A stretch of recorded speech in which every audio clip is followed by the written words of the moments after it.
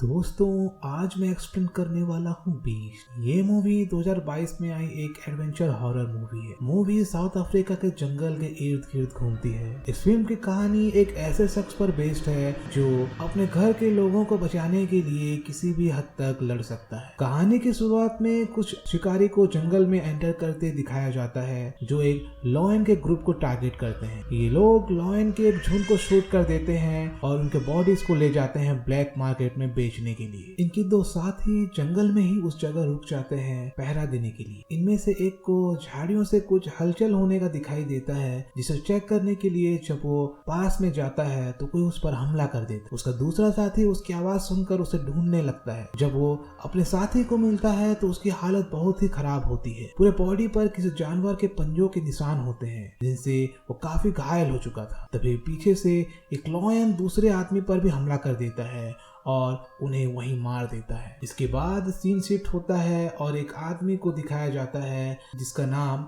Net Samuel's होता है। Net अपनी दोनों बेटी मे और नोरा के साथ साउथ अफ्रीका जा रहा है वेकेशन पर। नेट प्रोफेशन से एक डॉक्टर होता है। ये तीनों अपने डेस्टिनेशन में पहुंच जाते हैं जहां उन्हें नेट का दोस्त मार्टिन मिलता है और ये सब घर के लिए निकल जाते हैं। मार्टिन उनका फैमिली फ्रेंड होता है। वो प्रोफेशन से एक बायोलॉजिस्ट और एक मुफानी मैनेजर होता है। दरअसल नेट और उसकी वाइफ को उसी ने ही इंट्रोड्यूस कराया होता है। नेट की वाइफ की डेथ हो जाती है कैंसर से, जिसके लिए उसकी बड़ी बेटी मे नेट को ही ब्लेम करती है एज नेट उनका साथ नहीं दे सका जब उन्हें उसकी सबसे ज्यादा जरूरत होती है। मे को लगता है कि उसके फादर ने कभी भी उन पर ध्यान नहीं दिया है, जिसके चलते उसके और नेट के बीच में रिश्ते ठीक नहीं होते। नेट कोशिश कर रहा है कि वेकेशन के चलते वो अपनी बेटियों के साथ एक अच्छा समय स्पेंड कर सके। मार्टिन उन्हें उसी घर में लेके जाता है जहाँ कभी मे और नोरा की मदर रहा करती थी। नोरा यहाँ आते ही इंटरनेट के लिए पूछने लगती है, जिससे मार्टिन उसे बताता है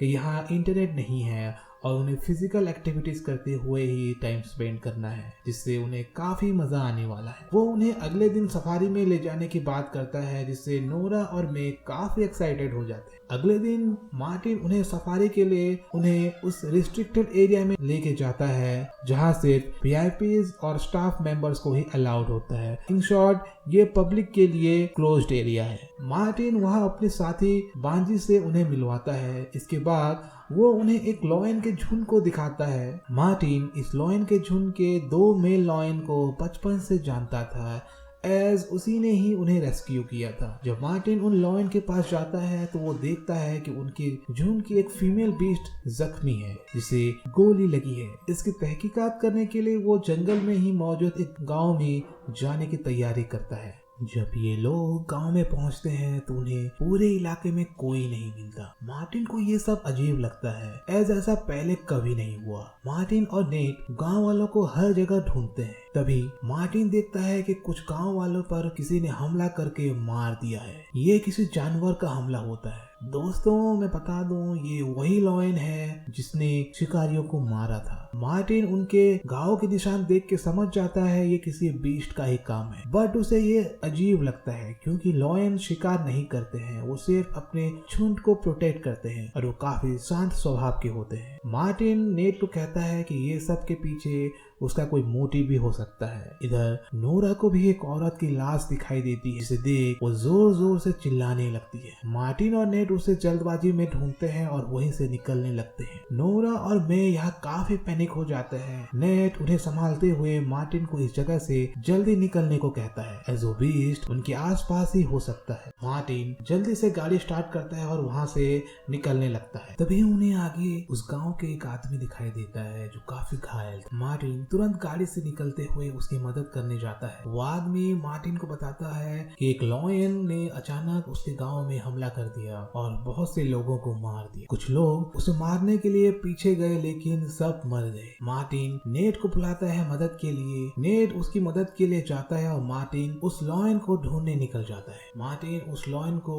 ढूंढते हुए गांव के एक तालाब जैसे जगह पर पहुंचता है। उसे वहाँ कुछ हलचल महसूस होता है, जिसे देखने के लिए वो पानी में उतरता है। इसी वक्त उसके पीछे से वही लॉयन हमला कर देता है। मार्टिन खुद को बचाने के लिए गोली चलाता है। इधर उस आदमी के इलाज के दौरान ही मौत हो जाती है। मार्टिन के चिल्लाने की आवाज सुन के नेट उसे ढूंढने लगता है और आगे चला जाता है। वो मार्टिन को आवाज लगाता है बट कोई भी रिस्पॉन्स नहीं आता। वो जल्दी से वैन में घुस जाता है और उसके पीछे से शेर भी उसे मारने के लिए जैसे ही जंप करता है वो वैन की विंडो क्लोज कर देता है, जिससे वो बीस्ट खिड़की की कांच से टकरा जाता है। वो बीस्ट नेट के पैर को भी जख्मी कर देता है, जिससे नेट गाड़ी चला नहीं सकता। इसीलिए वो मे से कहता है कि वैन ऑन करने को। मे को गाड़ी चलाना नहीं आता है बट वो फिर भी एनी हाउ स्टीयरिंग संभालते हुए गाड़ी ड्राइव करने लगती है। वो बीस्ट अभी भी उनके पीछे रहता है, जो उसे टक्कर मार के आगे निकल जाते हैं। बट थोड़े दूर जाते ही गाड़ी एक पेड़ से टकरा जाती है, जिससे वो गाड़ी बंद हो जाती है। ये लोग काफी ट्राई करते हैं बट वैन स्टार्ट ही नहीं होती है। वैन के अंदर मे और नोरा काफी पैनिक हो जाते हैं। नेट दोनों को शांत कराता है और भरोसा दिलाता है कि सब ठीक हो जाएगा। इसी दौरान वायरलेस पे उन्हें मार्टिन की आवाज आती है, जिसे वो अपना लोकेशन बताता है। मार्टिन की हालत ठीक नहीं होती है। लॉयन ने उसके ऊपर हमला करके उसके पैर जख्मी कर दिए थे,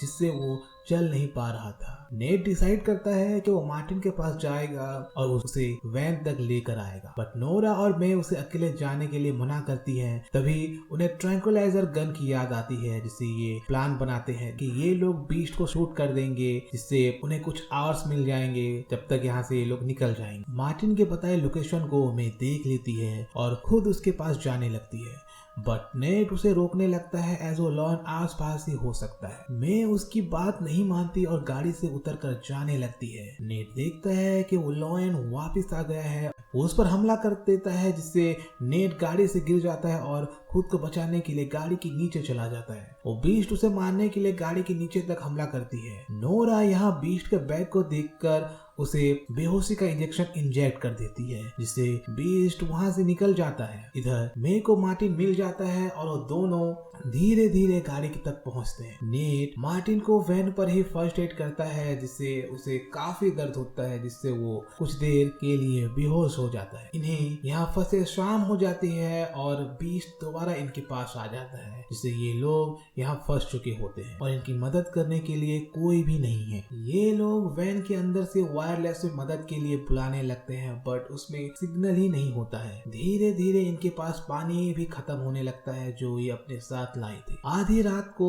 जब सब सो रहे होते हैं, तभी नेट को किसी की वैन की आवाज सुनाई देती है, जिससे वो गाड़ी से बाहर निकलकर देखता है तो वो वही शिकारी होते हैं जिन्होंने पिछली रात उस बीस्ट के झुंड को शिकार किया था। नेट उनसे मदद मांगता है। वो शिकारी नेट से काफी सवाल जवाब करते हैं और उसे पैसे देने की बात करते हैं। नेट इसके लिए भी मान जाता है। वो शिकारी नेट के वैन की तलाशी लेने लगते हैं, जिसमें उन्हें मार्टिन मिलता है। ये लोग मार्टिन को पहले से ही जानते थे, क्योंकि मार्टिन ने उनके 3 साथी को मारा था। अभी ये लोग नेट की मदद करने से मना कर देते हैं और इन्हें गन पॉइंट पर ले लेते हैं। तभी वो बीस्ट वापस आ जाता है और उन शिकारियों पर हमला कर देता है। शिकारी उस पर जोरदार फायरिंग करना शुरू कर देते हैं, बट वो बीस्ट एक एक करके सभी को मार देता है। नेट इस सिचुएशन का फायदा उठा के यहाँ से निकलने की तैयारी करता है और उन शिकारियों के वैन लेने चला जाता है, बट वैन में कीज ही नहीं होते हैं। तभी वो उस शिकारी को ढूंढने लगता है जिसके पास गाड़ी की चाबियां थी। वो उससे चाबी ले लेता है और जाने लगता है। तभी वो बीस्ट भी वहाँ पहुंच जाता है, जिससे नेट खुद को छुपा लेता है। इसके बाद बीस्ट वहाँ वापस चला जाता है। वो लॉयन के जाने के बाद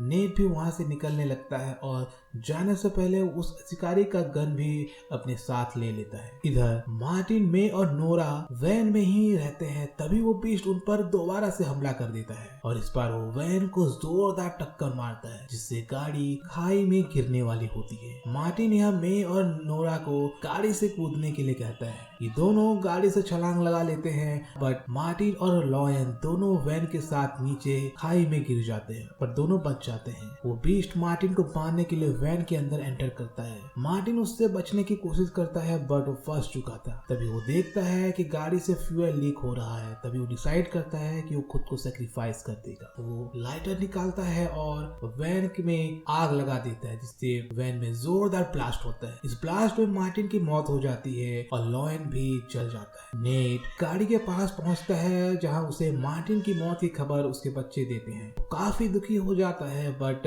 बीस्ट के हमले से मे को काफी चोट लगी होती है। नेट मे के कमर में अपने जैकेट को बांध देता है और वो तीनों वहां से निकलने लगते हैं। सुबह हो जाती है और ये तीनों उस जगह से काफी दूर आ चुके होते हैं। गाड़ी में फ्यूल की कमी से उन्हें रास्ते में ही गाड़ी रोकना होता है, जिससे नेट उसी जगह गाड़ी को लेकर चला जाता है जहां उन्हें 2 लॉयन का झुंड मिला था। एज उस जगह पे एक बंद स्कूल होता है जिससे उन्हें यही सेफ लगता है। नेट नोरा और मे को स्कूल के अंदर चलने को कहता है। मे की हालत काफी खराब होती है, जिससे नेट उसे उठा कर ले जाता है। वो वही मे का इलाज करने के लिए स्कूल के अंदर इधर उधर सामान ढूंढने लगता है। नेट को काम चलाने के लायक सामान तो मिल जाता है, जिससे वो मे को कुछ समय तक राहत दे देता है। इसके बाद नेट उन्हें वहीं रुककर खुद बाहर निकल जाता है मदद के लिए। इधर मे और नोरा को वही लॉयन दिखता है जिसने उन पर हमला किया होता है। वो बीस्ट इनका पीछा करते हुए यहाँ तक पहुंच चुका होता है। बीस्ट को देख मे और नोरा छुप जाते हैं बट वो बीस्ट उन्हें ढूंढ लेता है और उस पर हमला करने लगता है। मे और नोरा यहाँ अपने फादर को बुलाने लगते हैं। शेर की आवाज सुन नेट भी वहाँ पहुंच जाता है और उस पर फायर करने लगता है। बीस्ट बचकर बाहर तो निकल जाता है बट नेट अपनी दोनों बेटियों को बचाकर सेफ जगह में रुकने को कहता है और खुद उस शेर को डाइवर्ट करने के लिए बाहर निकल जाता है। नेट यहाँ उस शेर को दूसरे झुंड के पास लेके पहुंच जाता है। वो बीस्ट नेट के ऊपर हमला करते हुए उस पर हर तरफ से चोटिल कर देता है। 2 शेरों का झुंड धीरे धीरे उस बीस्ट के पास पहुंचते हैं और उस पर हमला कर देते हैं। नेट यहाँ खुद को संभालते हुए साइड हो जाता है। तभी वहाँ बांझी भी पहुंच जाता है और तीनों लॉयन को बेहोशी का इंजेक्शन से शूट कर देता है और इधर नेट भी बेहोश हो चुका होता है। जब वो आंखें खोलता है तो खुद को हॉस्पिटल में पाता है जहाँ उसकी दोनों बेटियां उसके पास होती हैं और उन्हें अपने पिता पर गर्व होता है। यहाँ बच्चों को अपने पिता के प्रति जो भी मन मुटाव था वो दूर हो चुका था और ये मूवी यहाँ खत्म हो जाती है। तो दोस्तों ये थी एक्सप्लेनेशन बीस्ट मूवी की। ये मूवी नेटफ्लिक्स पर भी अवेलेबल है। तो ये वीडियो आपको कैसा लगा प्लीज कमेंट में बताइए और इस वीडियो को लाइक करिए, शेयर करिए और इस चैनल को सब्सक्राइब करिए। Thank you.